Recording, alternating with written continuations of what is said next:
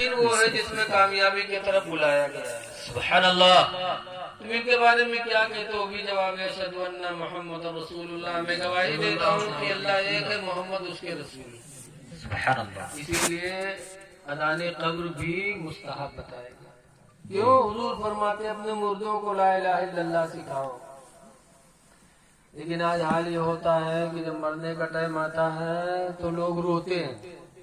بے شک اس وقت لا الہ الا اللہ کی کثرت ہونی چاہیے، لیکن لوگ روتے ہیں۔ رونے سے کچھ ہوتا ہے؟ اعلیٰ حضرت امام اہل سنت فرماتے ہیں آنکھیں رو رو کے سجانے والے۔ سبحان اللہ۔ کیا صبر دے رہے ہیں اعلیٰ حضرت؟ آنکھیں رو رو کے سجانے والے، آنکھیں رو رو کے سجانے والے، جانے والے نہیں آنے والے، سبحان اللہ۔ سبحان اللہ۔ جانے والے نہیں آنے والے۔ تو رونے کے بجائے ہمیں کلمہ طیبہ پڑھنا چاہیے جی تاکہ ہمارے ایمانی بھائی کا بھلا ہو جائے۔ جی لیکن آج ہم اتنے غافل ہو چکے ہیں کہ ہم روزانہ دیکھ رہے ہیں کوئی آج مر رہا ہے، کوئی کل مر رہا ہے، لیکن ہمیں اپنی موت یاد نہیں ہے۔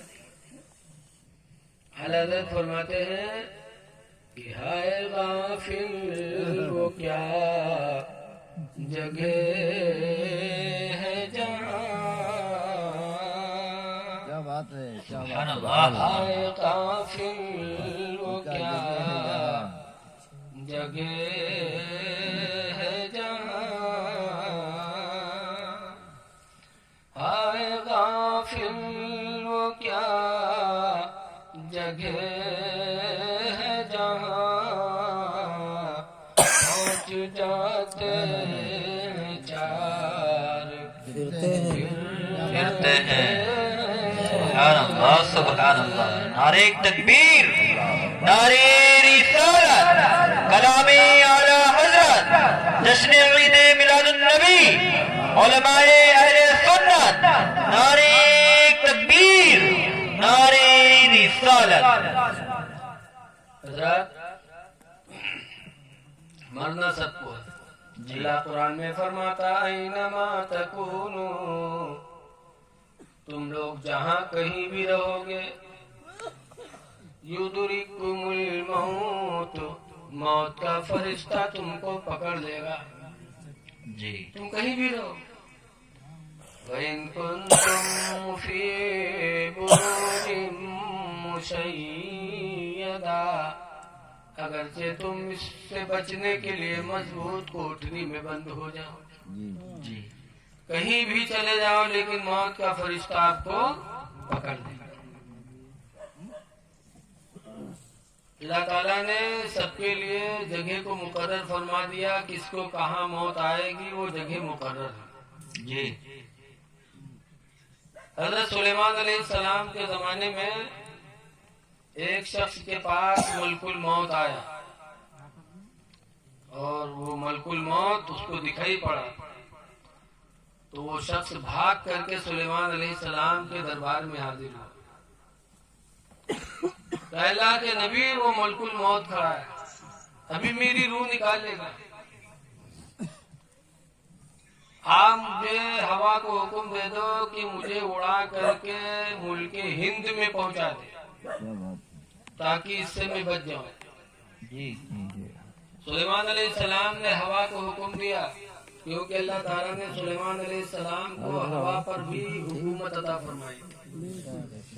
ہوا کے بھی حاکم تھے، جناتوں کے بھی حاکم تھے، चरिंद परिंद के हाकिम थे, चिड़ियों की भी बादशाह थे, सुभान इंसानों की भी बादशाह थे। फौरन हवा को हुक्म दिया कि हवा इसको उड़ा के हिंद में पहुंचा दे। सुलेमान पैगंबर का हुक्म हुआ, हवा ने उसे उड़ाकर हिंद में पहुंचाया। तब वो मलकुल मौत सुलेमान अलैहिस्सलाम की दरबार में हाजिर हुआ और कहा, अल्लाह के पैगंबर सुलेमान, मैं आपका शुक्रगुजार हूँ। बेशक कहा, किस बात पे? अल्लाह ताला ने मुझे भेजा था इसकी रूह निकालने के लिए, लेकिन जो जगह इसकी रूह निकालने के लिए मुकर्रर थी उस जगह पे मौजूद नहीं था। सुभान अल्लाह। इसकी रूह निकालना था हिंदुस्तान में और ये उससे बाहर मौजूद था। मैं कशमकश में था कि हुक्म इलाही पे अमल कैसे करूं। आपने हुक्म दिया हवा को, हवा ने इसे उड़ा के हिंद में भेज दिया। अब जहां इसकी रूह निकालने के लिए हुक्म था, मेरे लिए आसान हो गया बेशक और उसकी रूह निकाल ली गई। पता चला कि इंसान को जिस जगह पे मौत आनी होती है वहां पर पहुंचने के लिए असबाब पैदा हो जाते हैं, बेशक हीले बहाने आ जाते हैं। हमें तुम्हें तो नहीं मालूम कि कहाँ मौत आएगी। कुरान करीम सूरह लुकमान में मा तदरी नफ्सुन बिअय्यि अर्दिन तमूत, किसी जान को पता नहीं कि कहाँ और कब उसे मौत आएगी, बेशक पता नहीं है। लेकिन जहाँ अल्लाह ने नसीब में लिखा है, आखिरी दम आदमी वहां जाने के लिए मजबूर हो जाता है। जी तकदीर पर ईमान लाना बरहक है। बेशक तकदीर पर ईमान लाना बरहक है। आज लोग अपने लड़कों को आलिम हाफिज नहीं बनाते, क्यों? कि इनकी आमदनी कम है, बेशक इनकी तनख्वाह कम है। जी ये क्या खाएंगे, क्या अपनी बीवी को खिलाएंगे, क्या बच्चों को खिलाएंगे। लेकिन याद रखो, तकदीर में रोजी भी मुकर्रर कर दी गई है। सुभान अल्लाह। तकदीर में बरहक है, जितनी रोजी इंसान को मिलनी है वो मिलेगी, चाहे वो आलिम बने चाहे न बने। जी रोजी सबकी मुतय्यन है। रोजी देने वाला अल्लाह है। कि आलिम हाफिज बन जाओगे तो भूखे रहोगे। अल्लाह ने रोजी का जिम्मा बहुत पहले ले लिया। जी बेशक हमने देखा अपने देहातों में कि बंटवारा होता है तो पुराने जमाने में जो लटाने लगती थी कपड़ेला मकान बनाने के लिए, लटाने को भाई तीन कहते पैसा दे लो, कोई ले ले, कहते ना ही हम लकड़ी ले। तो अब बांटने के लिए वो लटान काटी जाती है, चीरी जाती है। अक्सर चीरने में देखा गया कि 50 साल 100 साल लटान लगी रही और जब उसको चीरा गया तो उसके अंदर जगह मिलती है सुराख की और उसमें भी कीड़े जिंदे मिलते हैं। जी उसमें भी कीड़े जिंदे हैं। आखिर उन कीड़ों को लकड़ी के अंदर रोजी किसने पहुंचाया? क्या बात है। अल्लाह कुरान करीम में फरमाता है, वमा मिन दाब्बतिन इल्ला अलल्लाहि रिज़्क़ुहा, जमीन पर कोई रेंगने वाली चीज ऐसी नहीं है मगर उसकी रोजी का जिम्मा अल्लाह ने ले लिया है।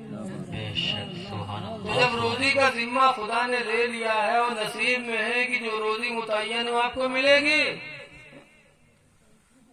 तो ये सोच कर कि आलिम हाफिज बना देंगे तो ये खाएंगे क्या? क्या सब पैंट बूशर्ट वाले सेठ है का? बोलो भैया, जी नहीं कत्ते बेचारे पैंट बूशर्ट वाले ठेला घड़ी सब हैं। इतने पैंट बूशर्ट वाले मजदूरी करते हैं। कहीं लिबास पे अल्लाह ने रोजी रखी है? लिबास तो तकदीर में है। जी कोई भी लिबास पहनो, रोजी जो तुम्हारे नसीब में वो रोजी आपको मिलेगी। बेशक इसलिए हमें अपने बच्चों को हाफिज आलिम बनाना चाहिए। उसके बाद कोई भी कारोबार करें। अल्हम्दुलिल्लाह बिरादरी गिरामी जनाब हाफिज मोहम्मद ताहिर साहब किबला हाफिज भी हैं, दीनदार भी हैं माशाअल्लाह, और कारोबार कर रहे हैं। तो कोई जरूरी नहीं कि आलिम हाफिज होने के बाद हम इमामत ही करेंगे या मदरसा ही पढ़ाएंगे। नहीं, आलिम हाफिज बन जाओ, फिर रोजी का अल्लाह ने जो सबब बनाया है उसकी तरफ आपको ऑटोमेटिक जाना ही पड़ेगा। जी जैसी रोजी मिलने वाली होगी वैसे मिलेगी। بے شک تو اللہ تعالیٰ کی طرف سے جو دن مقرر ہیں وہ دن ہم کو ملیں گے. موت کا آنا برحق ہے. موتیں آتی ہیں. ایک صحابی جن کا نام ہے حضرت جابر رضی اللہ عنہ، بے شک سبحان اللہ حضرت جابر فرماتے میرے والد کا انتقال ہو گیا تو قرض والے آ گئے قرض مانگنے کے لیے کہ تمہارے ابا ہمارا اتنا قرضہ تھا، تمہارے ابا ہمارا اتنا قرضہ تھے. قرض مانگنے والے آ گئے حضرت جابر کے دروازے پر. تو حضرت جابر کے ابا نے ایک کھجور کی باغ چھوڑی تھی. گئے کھجوروں کو توڑوا کے ڈھیر لگایا. پھر قرض داروں سے جا کے کہا کہ جتنا جتنا قرض ہمارے ابا باقی ہو آپ لوگ اتنی اتنی کھجوریں لے لو. بے ان شک لوگوں نے انکار کر دیا، کہا نہیں ہم اپنے پیسے لیں گے، ہم کھجور نہیں لیں گے. تو حضرت جابر رضی اللہ تعالیٰ عنہ حضور صلی اللہ علیہ وسلم کے پاس گئے اور کہا اللہ کے رسول ہمارے ابا اتنا قرضہ چھوڑ کے گئے اور قرض داروں کو میں کھجور دیتا ہوں تو لینے سے انکار کرتے ہیں، میں کیسے قرض ادا کروں؟ اللہ کے رسول آپ چل کے کہہ دو تو ہو سکتا ہے آپ کے کہنے سے اپنے پیسے بھر وہ کھجوریں ہم سے لے لیں. جی تو حضور صلی اللہ علیہ وسلم تشریف لے گئے اور جو کھجوروں کا ڈھیر حضرت جابر نے لگایا تھا اس پہ اللہ کے رسول جا کے بیٹھ گئے. اس کے بعد قرضداروں کو بلوایا، وہ لوگ آئے کہ اپنا اپنا بورا لے کے آؤ اور جتنے جس کے قرض ہوں اپنے قرض کے مطابق کھجوریں لے لیں. جابر ادا ہو جائے قرض سے ان کے باپ کا بھی بوجھا ہٹ جائے. جی حضور نے جب فرمایا تو وہ لوگ انکار نہ کیے اور اپنی اپنی کھجوریں بورا لگا لگا کے لے لیا اور سب قرضدار اپنے اپنے قرضوں کا کھجور بوروں میں بھر لیا. حضرت جابر فرماتے ہیں کہ جو ڈھیر میں نے لگایا تھا مجھے لگ رہا تھا کہ ویسے ہی ہے کہ اس میں اور کچھ کھجوریں زیادہ بھی سبحان اللہ سبحان اللہ. اتنی کھجوریں موجود ہیں. قرضدار اپنا قرض بھی لے لیے. تو حضرت جابر فرماتے اللہ کے رسول میں نے عہد کر لیا تھا کہ قرض والوں کا قرضہ ضرور ادا کروں گا چاہے میں اپنے بہنوں کو ایک کھجور نہ دے پاؤں. سبحان اللہ. یعنی باپ کے حصے میں ماں کا بہن کا بھی تو حصہ ہوتا ہے. باپ دنیا سے چلا جائے 10 بیگھہ کھیتی چھوڑ کے جائے تو جہاں لڑکوں کا اس میں حق بنتا ہے لڑکیوں کا بھی ہے. جی ابھی اور بات ہے لڑکا 2 بیگھہ لے تو لڑکی 1 بیگھہ. قرآن کریم میں اللہ فرماتا للذکر مثل حظ الانثیین کہ لڑکوں کے لیے اللہ تعالیٰ نے دونا رکھا ہے اور لڑکیوں کے مقابل میں کہ لڑکا 2 روپیہ لڑکی 1 روپیہ. تو حضرت جابر کہتے ہیں اللہ کے رسول میں نے عہد کر لیا تھا کہ باپ کا قرضہ ادا کر کے رہوں گا، میں باپ کو بوجھل نہیں بناؤں گا چاہے میں اپنے بہنوں کو ایک کھجور نہ دے پاؤں. لیکن اے اللہ کے رسول اللہ کا شکر ہے کہ قرضہ بھی ادا ہو گیا اور کھجوریں بھی میری موجود. بے شک اب اس سے ایک چیز تو یہ معلوم ہوئی کہ باپ کا انتقال ہو جائے تو پتہ لگاؤ کہ ان پر کسی کا قرضہ تو نہیں ہے. اس لیے کہ اگر قرض ادا نہ کیا تو اس کی نیکیاں قیامت کے دن اس کے نام اعمال سے اس کو دی جائیں گی جس کا قرض ہے. اس لیے کہ قرض تو معاف ہوتا نہیں ہے. ایسا نہیں کہ کسی کے 10,000 روپیہ قرضہ لے لو نہ دے تو کہ حج کرے چلے جاؤ توبہ کے لو معاف. حج میں قرضہ معاف نہیں ہوتا. بہت سے زندگی بھر اللہ جانے کہوں کٹہر تو رہی ہے کہوں مرغی تو رہی ہے اور کے بعد جب بوڑھائی ہے کوئی کام کرائیں گے تو یہ حج کرے اور حج کہہ کے آئی ہیں تو بس دنیا کا پھیلے سمجھیے کہ ہم بھی جنتی جی بہت بڑے بگلا بھگت بن جاتے ہیں. ایسا نہیں ہے. حج سے اللہ تعالیٰ بندوں کے حقوق کو کبھی معاف نہیں کرتا. ہمارے میں ایک حاجی ہیں اپنے بڑے بھائی رہا 26 بیگھہ جگہ اکثر بڑے بھائی لوگ اپنے نام بے نام سے لکھائی لیتے ہیں.